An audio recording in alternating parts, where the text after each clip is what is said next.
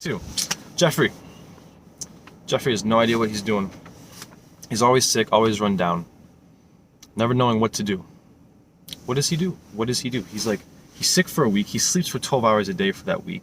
He wakes up, and when he's awake, he's just laying there, lethargic, feeling like an absolute piece of shit. And then he has no energy to even get up and cook himself food. No energy to get up and go get a workout in, even though it might not be the best thing for his immune system. Adonis knows how to take care of his immune system. He knows the protocols and everything that he needs to do to be his best, look his best, feel his best, even at his worst. There's an old adage that goes, you need to be able to perform your best on your worst day to outperform your opponent on their best day. The question is, how many of you can do that? How many of you can put the performance in on your worst day to outperform their opponent on the best day? It's a good question. I know a lot of us, I used to do swim in high school, and that's exactly what I would think at practice. I'd be like, am I able to outperform my opponent on his best day when I'm at my worst? Most of the time the answer is maybe. Who knows? You just gotta be able to do it. Going back to health, wealth, and finance. That's the three niches that get you a lot of talk. I'm gonna talk about the health. There's different protocols and different things that you need to do to feel better.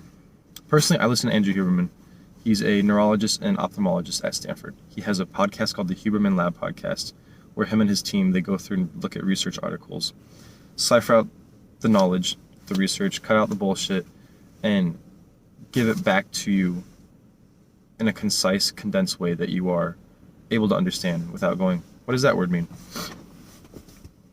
I'd recommend listening to his podcast about anything. They cover anything from body functions, mental health, physical health, pursuing goals, you name it, they have a podcast on it. Sexual health. Some of the protocols that I'm going to talk about come from his podcast.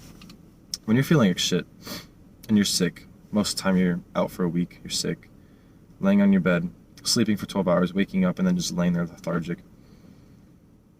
Most of the time when you get sick, you have a fever.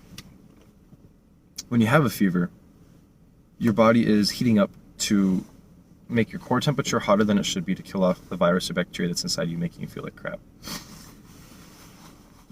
There's benefits and downsides to that. The benefit is that it kills off the bacteria, but also can do damage to your central nervous system, your brain, especially if you get too hot, it can cause brain damage, which I don't think any of us want.